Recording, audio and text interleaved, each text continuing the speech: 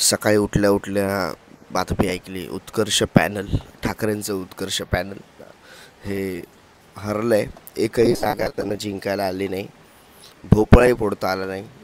आणि शशांकराव यांचं पॅनल जे आहे ते विजयी झालेलं आहे.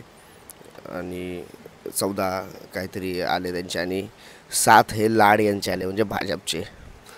तर मित्रांनो, यात चुकूनची मनसेचा आणि शिवसेना म्हणजेच ठाकरेंचा एकही उत्कर्ष पॅनल जो आहे त्याचा एकही जागा मिळाली नाही, एकही जागा जिंकता आली नाही. सकाळी उठल्याच्यानंतर ही बातमी पाहिली आणि मला असं वाटलं यावर व्हिडिओ बनवावा. पाऊस थोडासा जास्त आहे आणि त्याच्यामुळे तब्येत देखील खालावली आहे, पण तरीही म्हटलं नाही, बोलावं या संदर्भात. याला जबाबदार कोण आहे? मी एक आता कम्युनिटी गाईडलाईनवर पोस्ट पण टाकली आहे. तर त्यामध्ये मी असं दोन हे दिले की आजपर्यंत शिवसेना 9 वर्ष सत्तेत होती, तर शिवसेना ही जबाबदार आहे का?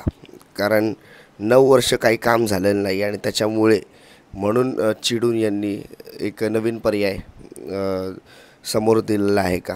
एक सामान्य, एक राजकीय कुठलाच पक्ष नाही, म्हणजे लाड यांचा पण नाही आणि ठाकरेंचा पण नाही, म्हणजे भाजप पण नाही आणि ठाकरे पण नाही, पण एक वेगळा पर्याय यावेळेला निवडला आहे का, असं चित्र आता उभं राहिलं आहे मित्रांनो. या सगळ्या गोष्टींवर पाहता येणाऱ्या पुढच्या निवडणुकीत ठाकरेंना फटका बसेल का जर का एकत्र लढलं तर, आता हा विषय पण निर्माण होतो आहे. कारण काय होतं आहे की शिवसेनेने आजपर्यंत सत्तेमध्ये काहीही कामं केलेलं नाही. आज जर का आपण पाहिलं, पाणी भरतं आहे आणि मुंबई तुंबली आहे.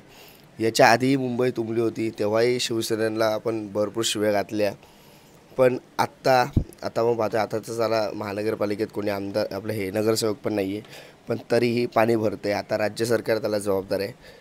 ह्यात होतं आहे काय की आपण कोणाबरोबर गेलं तरी पण ह्यांची कामं ह्यांनी सत्तेत असताना कधीच केलेली नाही, आणि त्याच्यामुळे म्हणून आपण जर का राज ठाकरे जर का कोणाबरोबर गेले तर त्यांच्यासोबत त्यांचं नाव खराब होतं आहे, असं चित्र आता दिसतं. आता हे जे निवडणूक होती, बेस्टची जी EVMवर नव्हती, ही नॉर्मल आपलं कागदावर निवडणूक होती. त्याच्यामुळे निकाल हे पारदर्शक होते. आता बॅलेटवर जर का निवडणुका घ्यायच्या बोलल्या तर हे जे निकाल येतील पुढे ते सगळे पारदर्शी असतील, आणि लोक आता कंटाळलेत, 100% कंटाळलेत की पाणी भरत आहे सगळ्या गोष्टी. आणि महानगरपालिकेमध्ये आत्तापर्यंत शिवसेनेची सत्ता होती, पण मित्रांनो शिवसेनेने याच्या आधी काम केलं नाही हे आपल्याला तेव्हाही दिसलं, पण आत्ता हे सरकार जे आहे भाजपचं, त्यांनीही काम केलं नाही. मग ठाकरेंसोबत युती ही म्हणजे बोलतात ना, याचं फळ मिळेल का? आणि मी कालचा जो व्हिडिओ बनवला आहे तो तुम्ही नक्की पहा की त्यामध्ये मी काय सांगितलं. आता बघा कसं आहे, दोन्ही सत्तेतले लोक आहेत, ठाकरे भाजप, ह्या दोघांनाही यश मिळालं नाही. म्हणजे कामामध्ये आपण पाहिलं, आत्ता सत्तेमध्ये कोण आहे? आपलं आता नगरसेवक नाही तर कोण सगळं सांभाळत आहे? महाराष्ट्र सरकार, वॉर्ड अध्यक्ष. आणि जेव्हा नगरसेवक होते तेव्हा शिवसेनेची, उद्धव साहेबांची सत्ता होती महानगरपालिकेवर. तर आता दोघांकडून मग काम होत नाही. आत्ता मग पाणी भरतं, आधी मग पाणी भरत होतं.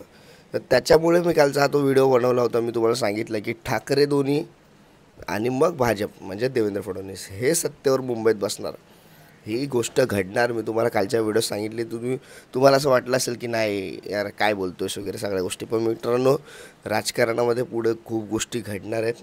कारण लोकांनी जर निवडून नाही दिलं तर मग लोकांना अशा गोष्टी करूनच निवडून येऊ शकतो, अशी ही गोष्ट समोर दिसते. कारण कसं मित्रांनो, कामं नाही केल्याने त्यामुळे लोक पर्याय शोधत असतात जेन्युइनली. जर का बॅलेटवर निवडणुका झाल्या तर, जर का EVMवर झाल्या तर मग भाजपच निवडून येणार, हे 100%.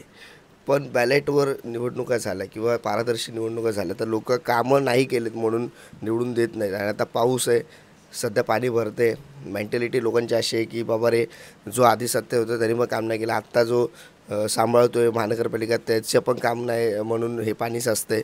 म्हणून हे लोक काय करणार, आत्ता पॉईंट दिसतो आहे म्हणून निवडणुका पुढे ढकलतील.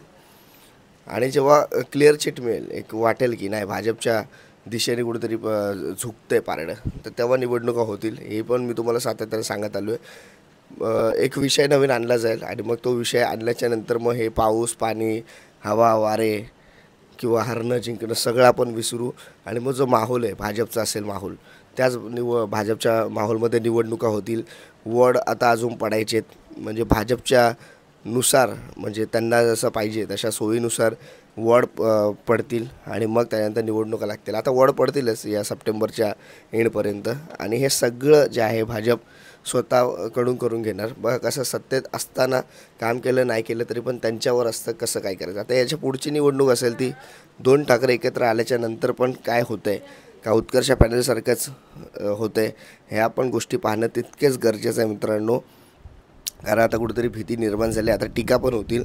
पण 2 ठाकरेंनी एकत्र लढलं पाहिजे या मताचा मी आहे आणि जिंकलं पण पाहिजे. कारण मला असं वाटतं आता 2 भाऊ एकत्र आले तर काम नक्कीच करतील आणि काम नक्की होईल. महाराष्ट्रात मुंबईत 2 ठाकरे हवेच या मताचा मी आहे.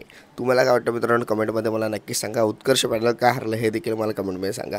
आता ट्रोलिंग होईल, सगळ्या गोष्टी होईल, मी पण व्हिडिओ करेल, उत्तर मी पण देईल. पण मी ठाकरेंसोबत होतो आणि राहणार. जय हिंद, जय महाराष्ट्र.